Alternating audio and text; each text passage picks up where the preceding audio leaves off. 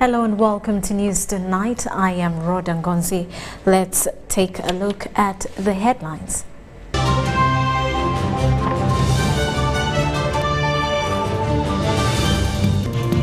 Residents living around the Ebola isolation facility ask Health Ministry to treat Ebola patients in respective districts. Kampala Lord Mayor Erias Lukwago calls for government support on Ebola prevention.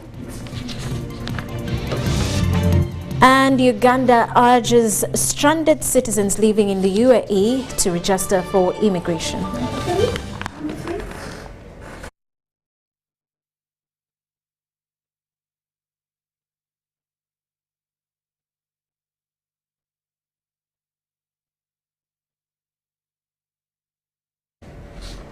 Hello once again, let's dig into it. The First Lady and Minister for Education and Sports, Janet Museveni, has met the outgoing ambassador to France to Uganda, His Excellency Jules Amand. I beg your pardon, that's Jules Amand. Who called on her at State House Nakasero to bid her farewell. Mrs. Museveni lauded the good relations that Uganda has with the French government. She said she would like to see the relations and partnerships between the French embassy and Uganda's education and sports sector SPA. Now, the ambassador, who has ended his 3-year diplomatic tour of duty to Uganda, said the French embassy is committed to its plans to support Uganda's education sector.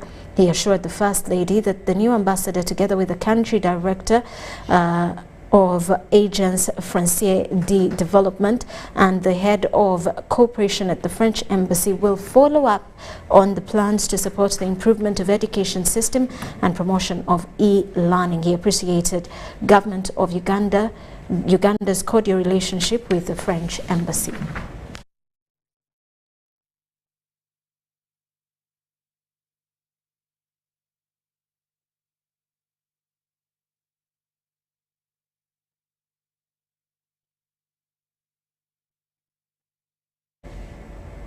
Now, leaders in Rutambala district are opposed to the request of health workers to have the private wing that was banned by the Prime Minister, Rhoda Ngonzi, reinstated. The Prime Minister in June this year ordered for the immediate closure of the private wing after numerous cries from the public that government drugs free were being sold in the pretext of operating the private wing.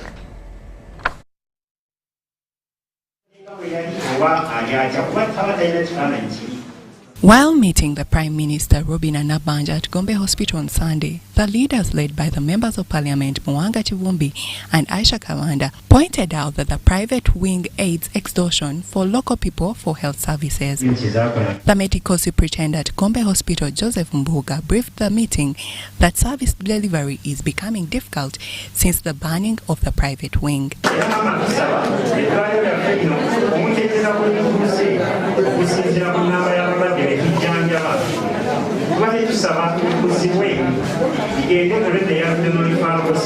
The leaders say that allowing the reopening of the private wing will only worsen the situation of service delivery that has been improving of late.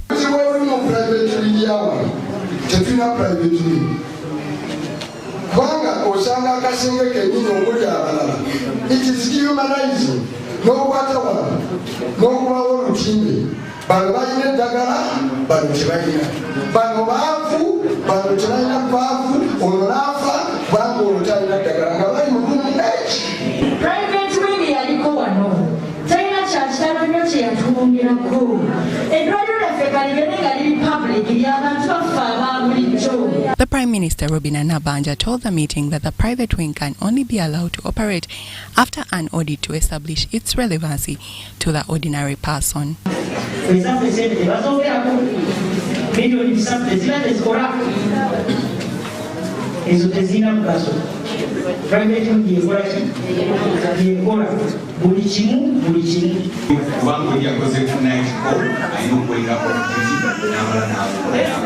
The Chief Administrative Officer, Butambala District, Nathan Dujuma, assured the Prime Minister that if the government increased funding to the health sector, service delivery would greatly improve. okusobola okwongeza ku basawo okuva ku bitundu 66 buli 100 abisatuko mu kinaana. The Prime Minister has promised to ensure sanity prevails at Gombe Government General Hospital.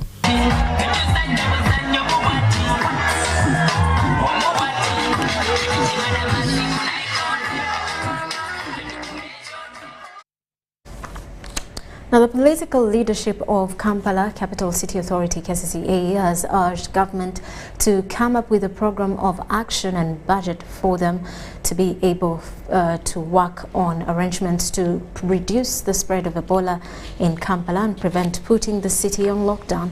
The Lord Mayor Elias Lukwago, during an exclusive interview, said no clear roadmap on handling Ebola has been rolled out in Kampala, requesting the Ministry of Health to also be clear of the state of affairs. Over 10 cases of Ebola have been discovered in metropolitan Kampala area. According to the political leadership of Kampala, this was expected immediately they heard of an outbreak in Madudu, Mubende. But the disease has been centralized, local leaders are sidelined, and there is no support from government. Kampala Lord Mayor Elias Lukwago wants a budget to ensure the workers in the health facilities get personal protective equipment. No clear roadmap or work plan has been rolled out to the city and other local entities. Get these patients posting those signs of Ebola, they always rush to the hospitals in Kampala here. So we don't want pandemonium to break out at the health facilities, people scampering for their dear lives simply because they have seen somebody posting those signs. No. And when they are ill-equipped, certainly they will have to run for their lives. So we are saying, look, let's equip them with the necessary facilities, and the key amongst those facilities are the PPEs. To date, we don't have any.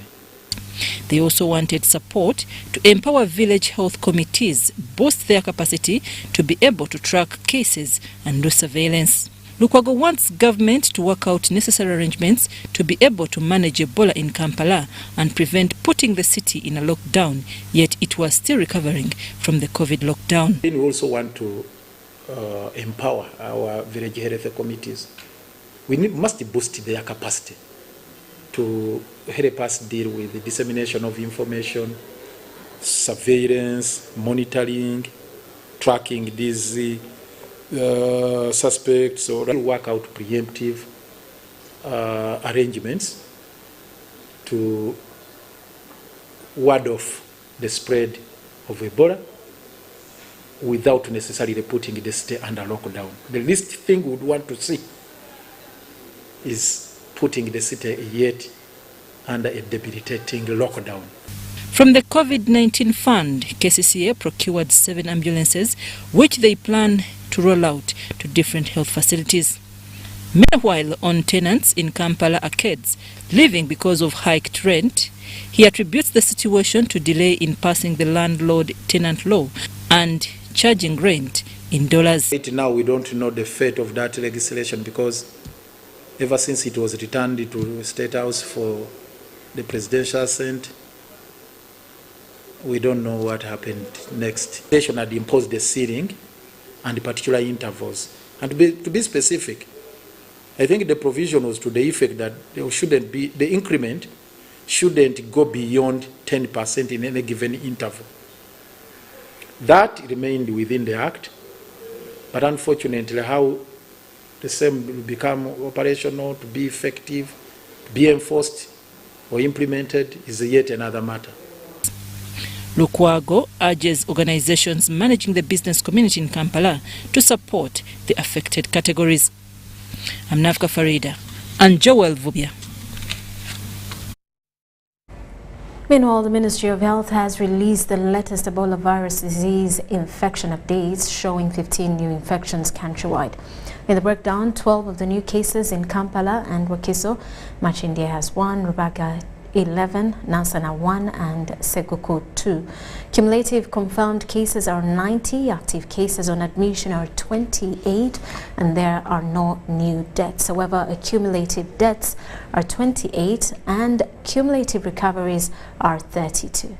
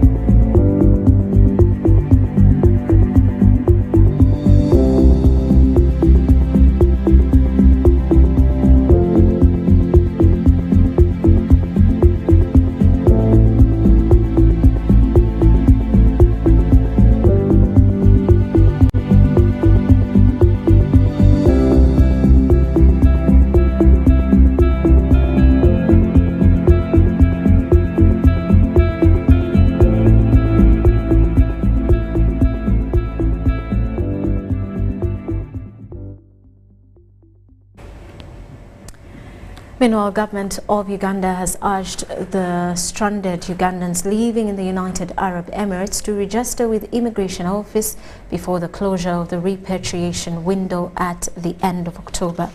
The spokesperson for the Ministry of Internal Affairs, Simon Monday, has confirmed the commitment of UAE government footing all the deportation fees.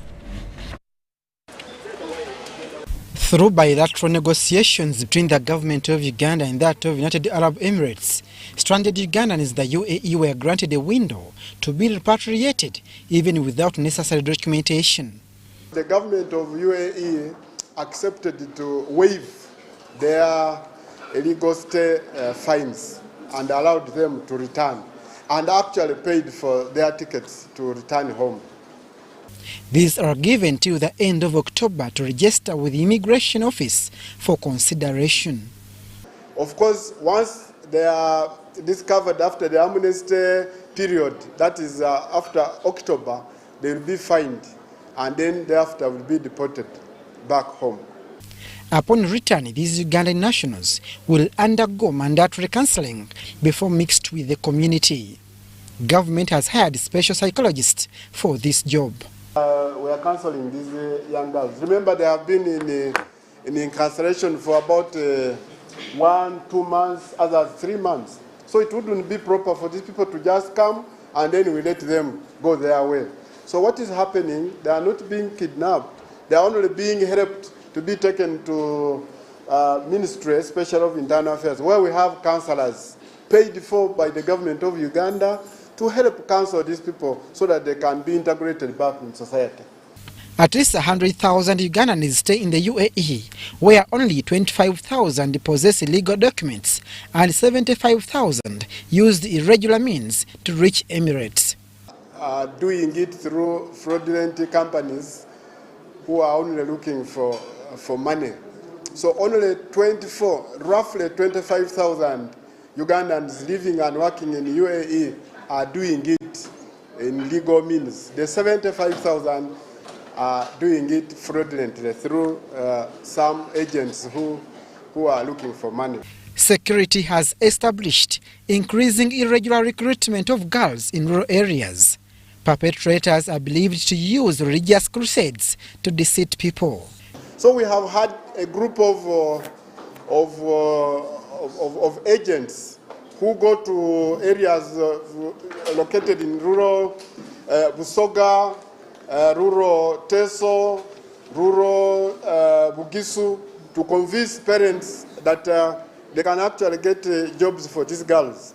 So some of these, when they reach there, they pretend to be CFDs, very serious CFDs. So they are engaged in, first of all, preaching the gospel. The outcry of Ugandans stranded in the UAE, with others detained in different prisons, attracted mixed reaction and public mobilization to fundraise for the repatriation exercise. Abdul Nasili Luwama, UBC.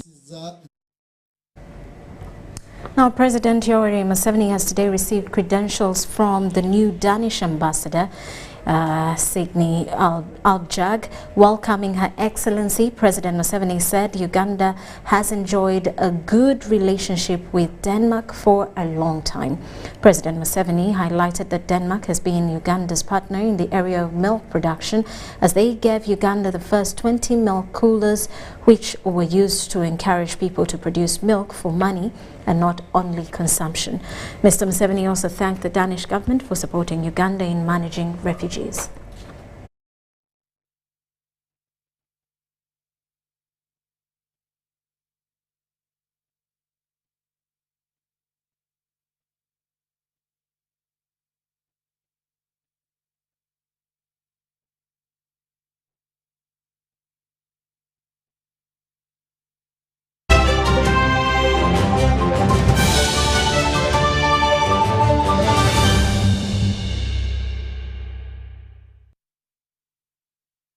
MTN joins the people of Keralur to celebrate the 12th coronation anniversary of the King of Keralur, His Royal Majesty Ubim Philip Raoni III, in October. At MTN, we believe that we only succeed if the communities in which we operate succeed. And so, we're happy to join the people and well-wishers of the people of Keralur in promoting social cultural programs of the UBIM. Walego mugisa ni ubimu ku Keralur. The Electricity Disputes Tribunal is a specialized quasi-judicial body established under Section 93 of the Electricity Act to handle all civil cause disputes relating, but not limited to, regulatory disputes, billing and licensing, tariffs, power generation, transmission and distribution issues, compensation resulting from activities in the electricity sector including civil wrongs and breaches of statutory and contractual duties and consumer-related complaints. The Electricity Disputes Tribunal is a special court and the first instance court that deals with electricity matters in the country. For more information, please contact the Electricity Disputes Tribunal at Amber House, Kampala Road, opposite Post Office, or call us on 041 23 2987.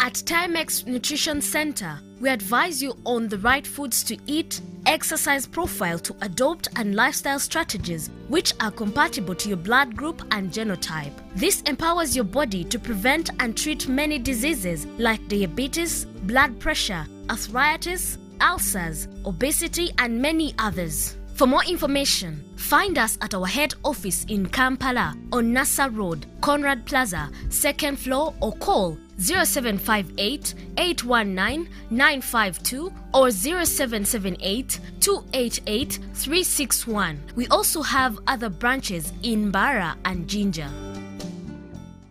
Did you know that a cashless, secure, and convenient lifestyle is possible with Airtel Money Pay? Pay for your goods and services in the following simple steps. Dial *185*9#. Enter the merchant ID. Enter the amount. Enter payment reference, for example, school items. Please enter PIN to confirm. You will receive a confirmation message for a successful transaction. Airtel Money. Instant, secure, borderless. Welcome to the Living Room Stadium. It's the FIFA World Cup. The match is about to start. Food and drink ready. There's no space left for anyone. Come on, get your lucky chair. Take your usual spot. Even the puppy has one. It's preparation time. You can feel the tension in the air. And do you have everything you need to believe?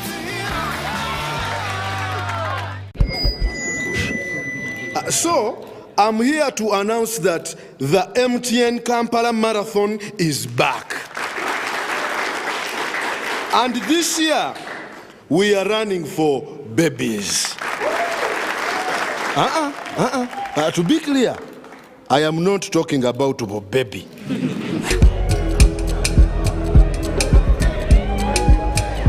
No. And neither am I talking about to be baby.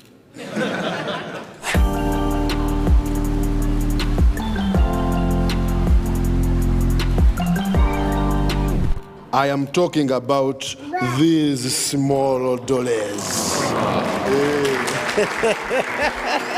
Run for babies in the MTN Kampala Marathon on Sunday, 20th November 2022. Dial *165*77# or use the Momo app to register.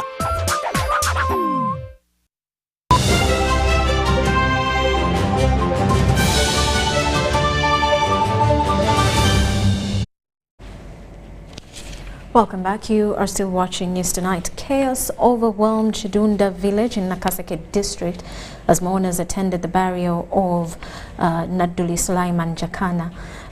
son to the former minister without portfolio, Abdul Natuli. The chaos started when the body was delayed to get to the burial grounds, while opposition leaders turned the burial ceremony into a political rally.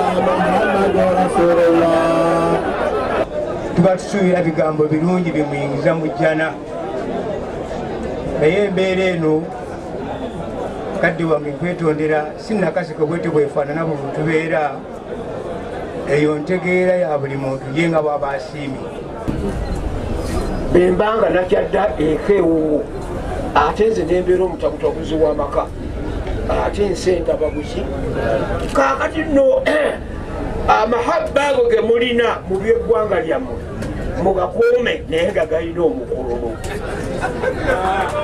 ogategedde bulungi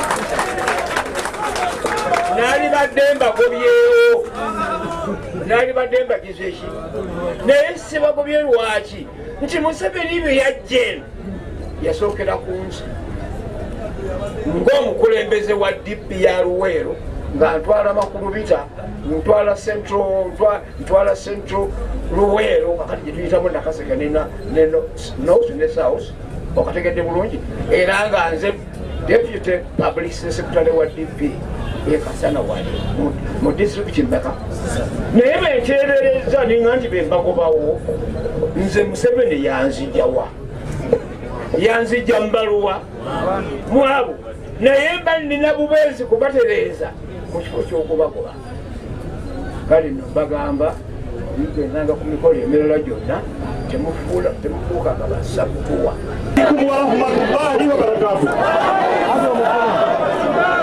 akaseera kano akakudde maka ga Haji Nakuli kasibu nnyo kalina okugezesebwa waliwo omuntu gwe tujja kandiisiza NRM nga Natuli yakaaba akaseera kano n'owekitiibwa Nabbi Muhammad yagezesebwa naye wallahi billahi tallahi mwami Museveni otutuma ebibira bya ggwawulo tubagenda bibira abantu bali wano balina obunyiivu Natuli ajjukira ng'alukulutinga abaana b'abantu wano mu Luweero.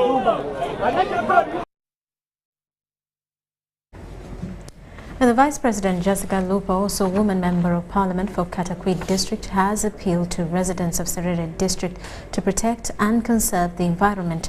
She was addressing Christians of St. Peter's Church, Alio in Serere District, a countryside area which is in great need of environmental protection and conservation. Now, the Vice President reminded Christians on protecting the environment, which she has continuously championed to both young and old. She was flanked by the State Minister for Ethics, Rose Lily Akelo, and the Deputy CDF, General Peter Elwelu.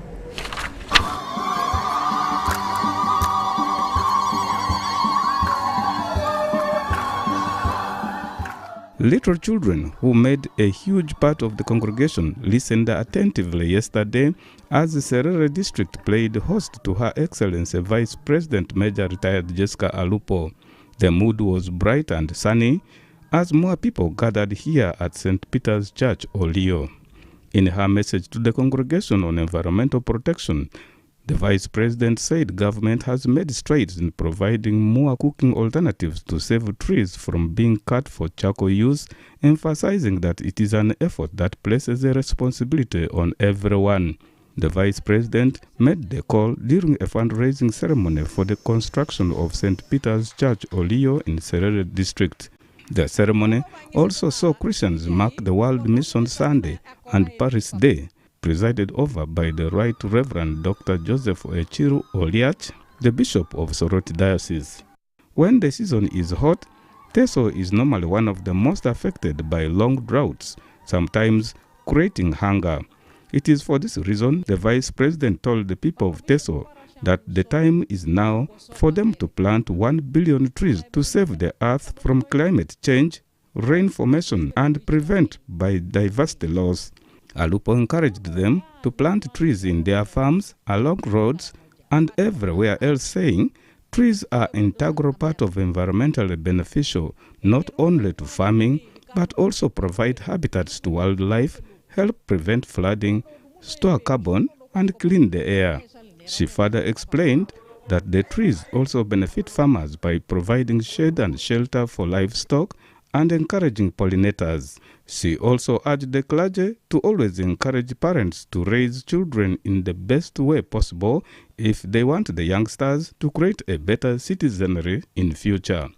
At the fundraising, a total of 70 million was contributed in cash and pledges towards the construction and equipping of St. Peter's Church, Olio. Bishop Oliach, in his message, advised Christians to continue working hard to combat the poverty levels in their households and also to participate in government development programs. Etole Ed Akenjo, UBC News.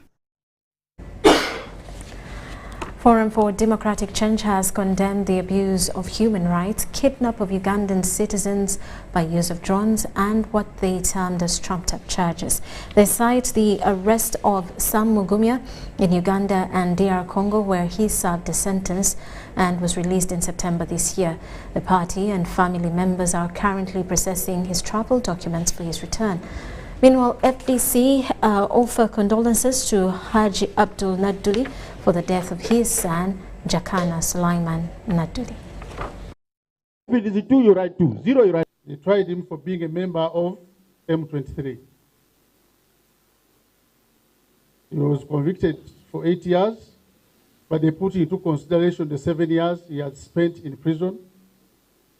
So his 8 years ended on 21st September 2022. And a while before, he had been charged again with Mijuchi and Madame Ingrid Trinawe with treason. And he spent some time in Ruzira, which case was dismissed for lack of prosecution. So FDC condemns in the strongest terms the abuse of human rights of individuals by slapping them with the trumped-up charges. We condemn, as a party, the abuse of rights and the recent kidnap of Ugandan citizens, which we have dubbed drones.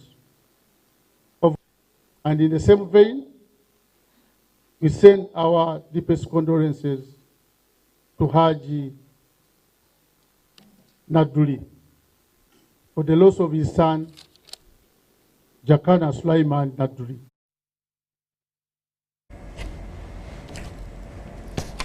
Now, the People's Front for Transition's leader, Dr. Kizza Besigye, and accomplice Samuel Walter Mukaku have appeared at Buganda Road Magistrates Court to start the hearing of the case of incitement of violence. They appeared before Magistrate Asman Muhomoza. Let's take a look.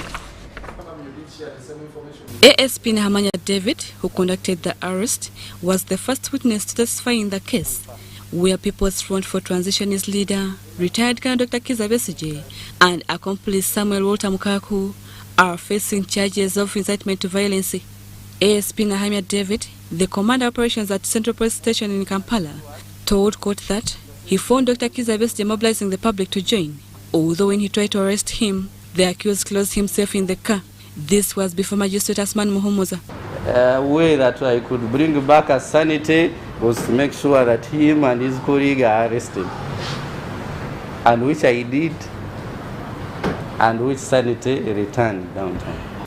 During arrest, Dr. Kizza Besigye and Mukaku locked themselves in the car, resisting arrest. There was a lot to use, a lot of force to push him away and pull the loudspeaker back to himself. I would say they were violent to us. How? I just tried to talk to them, they didn't give me attention. They locked themselves in the vehicle.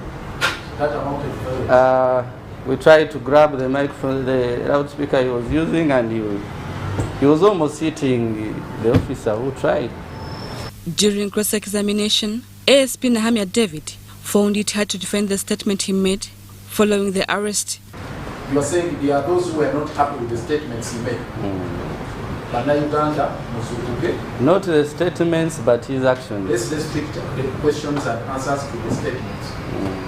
Where there are people who are not happy with the statements given. Well, for the statements, I can't tell. You can't tell. Yeah, I can't tell. I didn't. I thought what I had put in my statement was enough. Counsel to the accused, Arias Lukwago, is in the case. So far, as you have witnessed, what is happening is clearly a matter of persecution. It's persecution, nothing else, because these are trumped-up charges. There is nothing that was inciting, which is being said here. Dr. Kizza Besigye, who talked to the media after court, said this won't deter them from fighting for the rights of Ugandans. This has nothing to do with crime. This is just politics, as I'm sure the case is beginning to show. The vehicles that were taken from us very clearly have absolutely nothing to do with the charges we face, because the vehicle cannot incite on its own. But they have taken and kept 2 vehicles from us. Court will resume on the 31st of October 2022 for further hearing. Prosecution alleges that on 14th June 2022, around Chikubo Parish in Kampala district were found inciting violence to the public. Rebecca Nantongo, UBC News. Meanwhile, Northern Uganda has topped the list of teenage pregnancies across the country. According to the District Health Information Systems report, this has been caused by a number of limitations on reproductive health services. Minister for Health in charge of general duties, Hanifa Kawoya, says it's high time young people are brought on board on issues relating to reproductive health. The pandemic exposed us, the parents, as failures in parenthood. We did not know what to do with you guys. 2 years we are with us. You were tired, we were tired, we let you go free. Adolescent groups has of recent been identified as being in the largest proportion of pregnant women across the country. According to the 2021 District Health Information System report, a total of 31,567 cases of pregnancies were recorded, which translated to 1,050 pregnancies recorded daily. This indicated a rise in the cases from the 29,557 cases recorded in 2020. The increase in the number of teenage pregnancies was registered during the outbreak of COVID-19, where young people got subjected to early sex patterns, sexual gender-based violence, exposure to drugs, and other forms of exploitation. Statistics now, there were so many pregnancies during COVID because the girls were let free, the boys were let free. The District Health Information System shows that the Northern Region and West Nile were the most affected parts in the country. Teenage pregnancy health risks for mothers and children range from maternal mortality to neonatal and child mortality. Of cases of sexual gender-based violence, many unreported GBV cases were still existing within the communities. In 2021, objectives were set up to identify strategies that will help improve the access and delivery of adolescent responsive sexual reproductive health. Dr. Roger Zampira is the Executive Director, Naguru Teenage Information and Health Center. We also see that around 25% of those females who come and test positive for pregnancy, around 75% are from the community, those who are not in school. So those who are in school, we see fewer than 25%.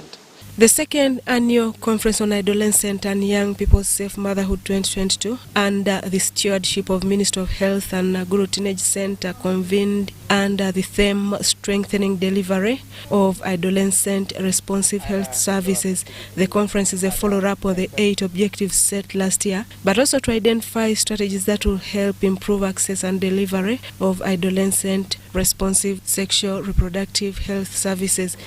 Slow down. The world is not ending with you today.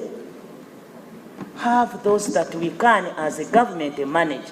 The Minister for Health in charge of general duties, Anifa Kawoya, challenged young people to be ambassadors of change in all issues relating to reproductive health services. Minister Kawoya says although young people still remain an endangered species that need to be protected through creation of safe spaces, their involvement is very key. Why are you rushing?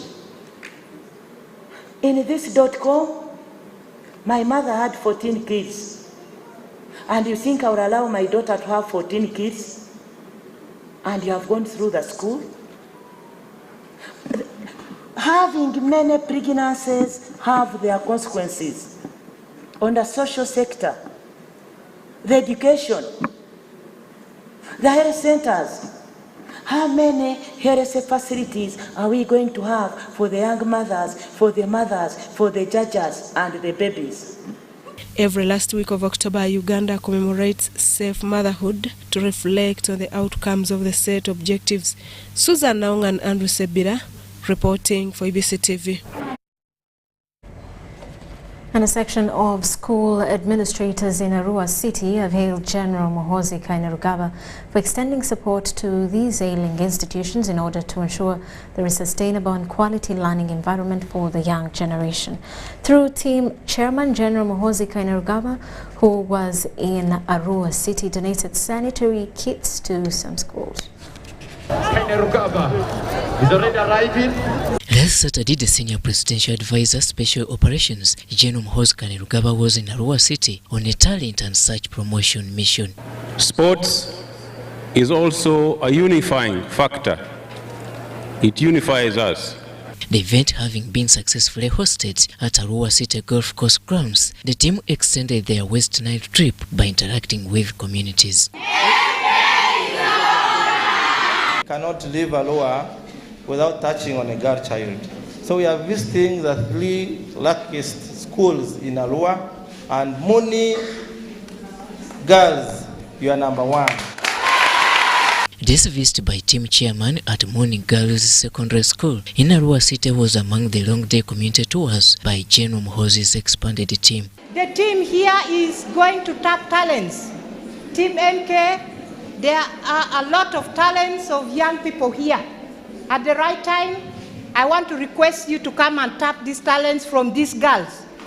I want to say on my behalf and on behalf of the entire population of Ivu Division and on behalf of the students of this school, we want to congratulate our first son upon becoming a 4-star general in the army. The sanitary pads, we need them. Yeah, we surely need them. Because you know we all come from different sectors. There are some people who are able to afford and the others who are not able to afford. We feel privileged as a school to have this donation. We know that this is one of the very important things which a girl child needs. However, with over 700 students, the institution has challenges. There are some necessities needed for us as students and the school as well, because if you have a conducive environment, it will help you a lot to study and it will improve on your mind. The challenge here is we don't have actually a functional laboratory. This is, you see, these windows are not supposed to be closed. They are supposed to be open for emergency, for exit. So we don't have running water in this laboratory here. We don't have enough equipment. These 164 candidates cannot sit all at a go because of inadequate facilities we have here. So we have to break them into shifts. It is very tedious. Like any other institution, they have very many challenges. Some of them are short-term, others are long-term. And for now, we cannot give a sustainable solution. We're just here to give a short-term assistance to the young ladies. This is a concern not only in the West Nile region, but across. Even my hometown, Bodaka, we have schools. We have girls that drop out of school because of health, hygiene-related problems. They get pregnant. They can't even afford sanitary towels. St. Mary's Adiofe Girls Secondary School still in Arua district are among other institutions of learning which benefited from the tour. Though we can afford, but there are sometimes it is very hard to get them. So we appreciate it if they have brought it for us. The school will celebrate 40 years of existence early next year. We have produced very many girls out there. They are in the field working in different sectors, in education, in politics, in medicine. They are all there, and even social workers. So we continue to produce every year a good number of girls who go out in the field to work. Some have come back to offer service back in the school year as teachers. It is evident through these visits that the country is experiencing an increase in enrollment, raising a need for infrastructure, especially in rural areas. Robert Onyango, UBC News. And with that, we take a quick break. We return with more details. News Tonight.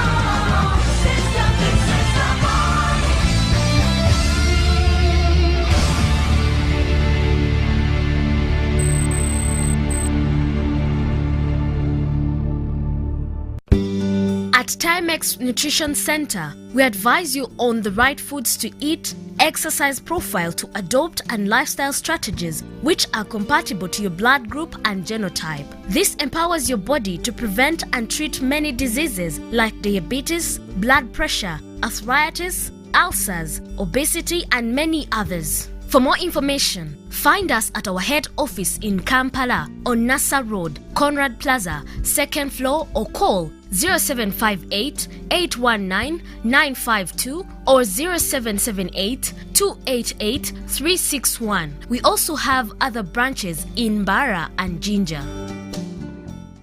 Welcome to the Living Room Stadium. It's the FIFA World Cup. The match is about to start. Food and drink ready. There's no space left for anyone. Come on, get your lucky chair. Take your usual spot. Even the puppy has one. It's preparation time. You can feel the tension in the air. And do you have everything you need to believe? Join us for the second annual Uganda EU Business Forum, scheduled to take place on the 26th and the 27th of October 2022 at Speak Resort Munyonyo, under the theme Mobilizing Quality Investments and Boosting Trade between Uganda and the European Union. This is a unique opportunity to meet Ugandan and European business leaders, decision makers, as well as discuss partnerships and investment opportunities with participants from various sectors and countries. To register, visit www.ugandaeuropebusinessforum.com or call +256 708 808 388.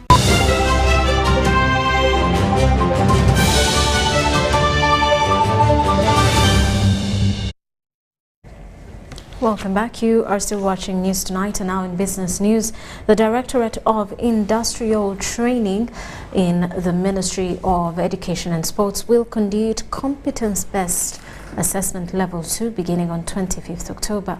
The Deputy Director in charge of assessment and certification at the Directorate of Industrial Training, Dr. Michael Okumu, appeals to assessors to be ethical and trustworthy in exercising their duties. Over 8,000 candidates from 200 sitting centers countrywide will have occupational-based assessment level 2. They will be assessed in 99 vocational occupations, including electrical installation, bricklaying, motor vehicle mechanics, hairdressing, and catering. The Deputy Director in charge of Assessment and Certification, Dr. Michael Okoma, says 800 primary 6 pupils and teachers in Imbarara Municipal Primary School will be assessed, with over 500 assessors deployed to evaluate the exercise. Of course, when we go for assessment, any assessment exercise, there are always challenges. Please handle it first with the head of training centers, get in touch with the coordinators, and we can get this information and handle it. Okumu calls on them to be vigilant. Them to follow the regulation of assessment, and they should be more ethical with the integrity, so that what we get from there portrays the competence of the candidates. The Principal Qualification Officer, Johnson Triam Simira, calls on assessors to observe health prevention guidelines, which includes, of course, the assessors and the verifiers. The purpose is to work together to ensure quality in the whole process, without bias, without and you need to balance the both. Joshua Kagoro, Henry Muganga, UBC News. And away from business, the General Assembly meeting of National Organization of Trade Unions has flopped following a disagreement between members on who to be Secretary General of the Union. This follows the current Secretary General, Peter Werike, joining politics as Member of Parliament for Bobulo West, which is against the Constitution of the Union. According to the National Organization of Trade Affiliates to NOTU, Peter Werike ceased being the Secretary General of the Union upon joining partisan politics. This our brother left NOTU in 2020, and he joined the partisan politics, where he was elected a flag bearer of a political party, and subsequently he was elected a Member of Parliament. Under our constitution, that is a breach. He can therefore not be in office. He ceased being a Secretary General in 2020. This has prompted the General Assembly of National Union of Trade Unions to organize a meeting and forge ways of replacing Peter Werike. Secretary General of an organization like NOTU is very important because he holds all the workers of the country together. And these workers of the country are coming from different political leanings. If you make a mistake to advance one party, then what happens to the other? And ILO Convention clearly guides us on how we should relate with government. Despite efforts of organizing an election for the replacement of the Secretary General, the elections were rowdy and suspended, and deputies assigned to take charge. Article 9, Clause 4, Sub-Clause O explains that the Secretary General of NOTU shall not participate in partisan politics.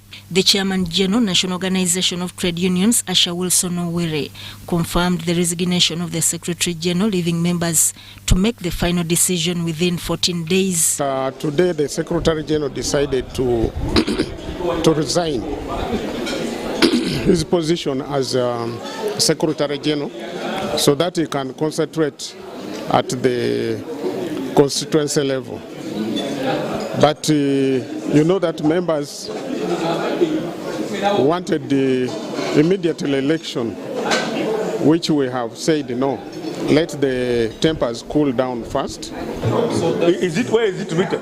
Nowhere. I'm in office, and the treasurer says he has resigned. He has a right.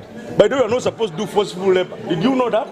Workers' Member of Parliament Alnaito Rakajara says the Elders Council will convene a meeting on the matter. We are going to organize ourselves and elect a new Secretary General. I think the biggest challenge was that our brother went into politics, so he has not been having enough time to offer services to the organization. 34-member unions that subscribe to the National Organization of Trade Unions recently accused Peter Werike for mismanaging the union. Sudat Kaye, UBC News.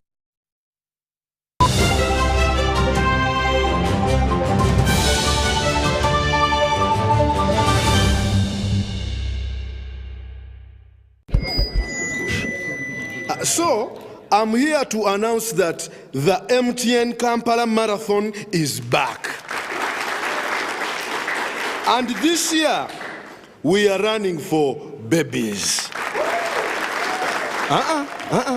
To be clear, I am not talking about a baby.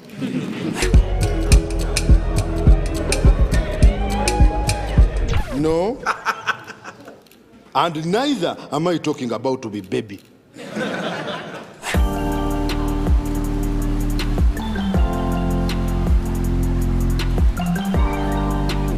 I am talking about these small dollars. Run for babies in the MTN Kampala Marathon on Sunday, 20th November 2022. Dial *165 *77 hash or use the Momo app to register. Welcome to Friends Stadium. Everybody's ready. Wait a second, not everybody. Come on, dude, it's the FIFA World Cup. You're going to lose your seat, the ritual seat, the lucky one. Losing more than a seat, your team is going to lose. Where are you, dude? The match is about to start. Your friends won't hold out much longer. Excuse me. Finally, everything is in the right place. Hey, other hand. And you, do you have everything you need to believe?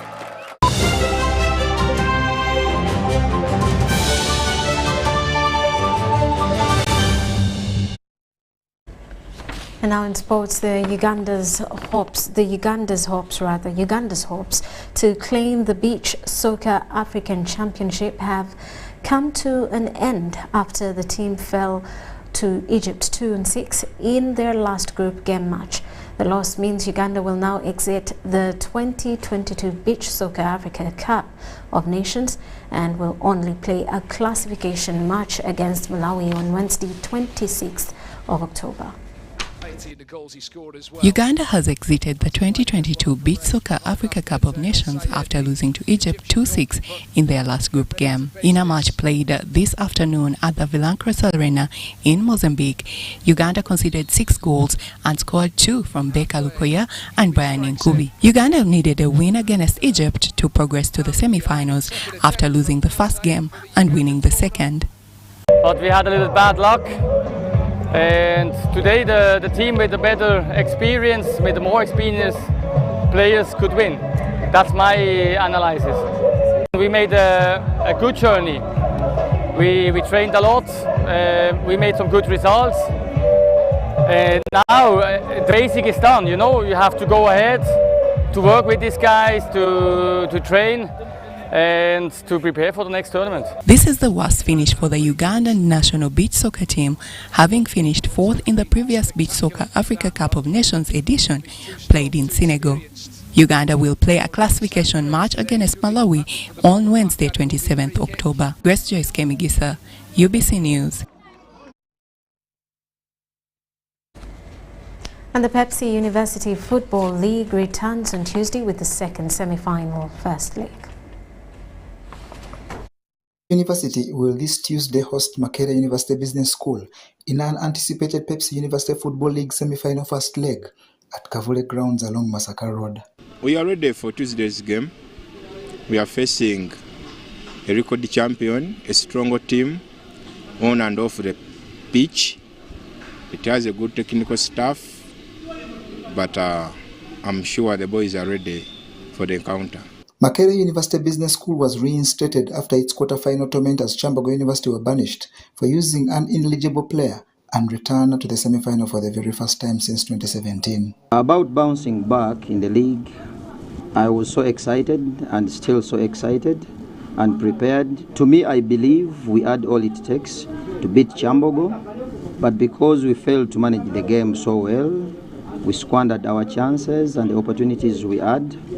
Then Chambogo capitalized on that and they edged us through penalty shootouts I think it wasn't a mistake. MUBS has always been a big team, and we are still big. We are champions and winners, and we are so much prepared and excited about playing the semi-finals again. The semi-final lineup is complete by Uganda Christian University that is leading Uganda Matters University 1-0, with the second leg to come in Ngozi.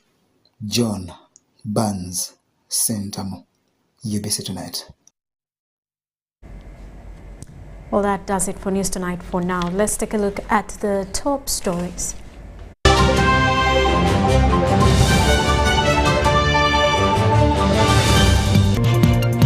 Deaths living around the Ebola isolation facility ask Health Ministry to treat Ebola patients in respective districts. Kampala Lord Mayor Elias Lukwago calls for government support on Ebola prevention. And Uganda urges stranded Ugandans living in UAE to register with immigration.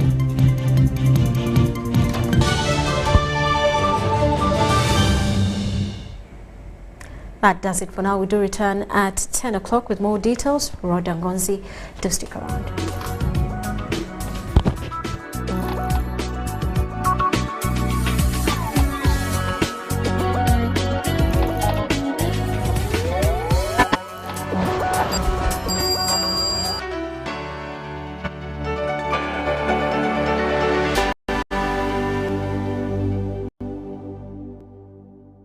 The Tales of Kasozi.